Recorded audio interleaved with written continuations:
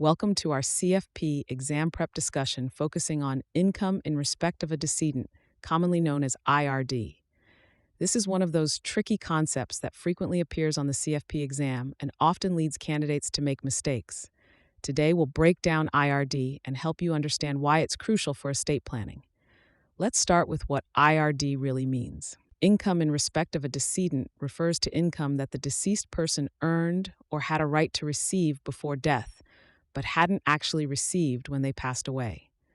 The key point to remember is that this income gets included in the gross estate and is taxable income to whoever eventually receives it.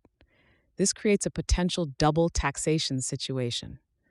Here's a practical example to help you remember this concept. Think about a salesperson who earned a huge commission in December but passed away before receiving the payment in January. That commission is IRD. It goes into their gross estate for estate tax purposes and becomes taxable income to whoever inherits it. This is where many exam candidates get confused. They often forget that IRD items don't receive a step-up in basis at death.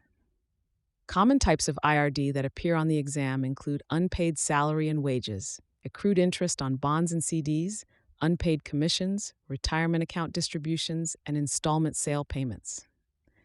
The exam loves to test on retirement accounts because traditional IRA and 401k distributions to beneficiaries are classic examples of IRD. Here's where students often make mistakes on the exam. First, they confuse IRD with the step-up in basis rules. Remember, while most inherited property gets a step-up in basis to fair market value at death, IRD items specifically do not. Second, they forget about the income tax deduction available to IRD recipients for estate taxes paid on that IRD. This deduction helps offset the double taxation effect. Let's work through a quick scenario you might see on the exam. Imagine a client's father died, leaving them a $100,000 traditional IRA and a stock portfolio worth $100,000. The stock portfolio gets a step up in basis to $100,000, so if the client sells it immediately, there's no capital gain. However, the IRA distributions are IRD and will be taxed as ordinary income when received, just as they would have been taxed to the father. To master this topic for the exam, focus on these key points. First, identify whether the income was earned or accrued before death but not yet received.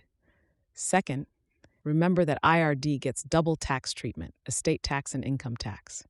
Third, know that beneficiaries can claim an income tax deduction for estate taxes paid on IRD items.